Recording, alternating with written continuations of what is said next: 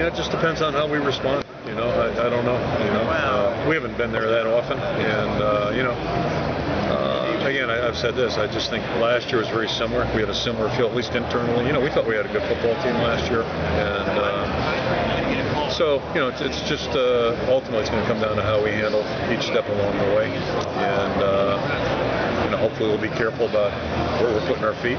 Just focus on what's right in front of us, but that's easier said than done. And that's really the objective, whether you have no expectations or a lot of expectations. It's easy to argue again that, or suggest at least that, we'll walk through the expectations, the more that the guys that don't understand what it takes can get off track. I think guys like Claiborne, Stanzi, Klug, they get it. Donahue gets it, I think.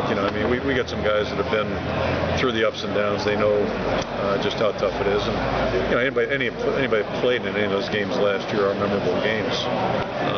I think they have an appreciation. It's not easy to go out and win 11 games, and so I think they got a little better sense maybe of what it takes, as opposed to some guys that haven't been out in that field, really haven't had to be competing out there in that fourth quarter when it's tough, and that's a challenge for us right now. I'm not as worried about our older guys as younger guys. I guess that's what I'm saying.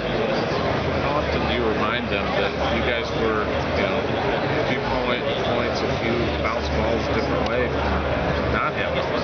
Yeah, I've pointed out to our team numerous times, and it'll be a continuing thing. You could argue that we were close to being 13-0 last year. Yeah. You could make that argument, but we could have been 7-6 too. So the pendulum swings both ways, and the bottom line is we're 6-7. We were there too, and it's a fine line typically, and that's outside of 02. That's kind of been the history of our program, and if you look beyond it, it's really there aren't a lot of blowouts just typically in our league. So it's kind of the nature of our conference. It's a tough competitive conference.